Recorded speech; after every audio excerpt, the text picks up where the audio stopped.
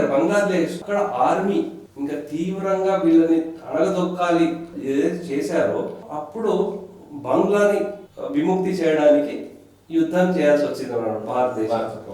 Actually Indira Gandhi గారికి మాణిక్ షా గారికి చెప్పాలంటే జూలైలో డెసిషన్ తీసుకున్నారు ఆల్మోస్ట్, కానీ మీరు ఒప్పుకోలేదు మాణిక్ షా గారు. కానీ ఆయన చెప్పింది ఏంటంటే ఫండమెంటల్ బంగ్లాదేశ్ టోపోగ్రఫీ కానీ ఎలా ఉంటుంది, విపరీతమైన నదులు వరద, ఆ టైంలో మనం అక్కడ వెళ్ళకూడదండి, అది మనకు చాలా కష్టం అవుతుంది.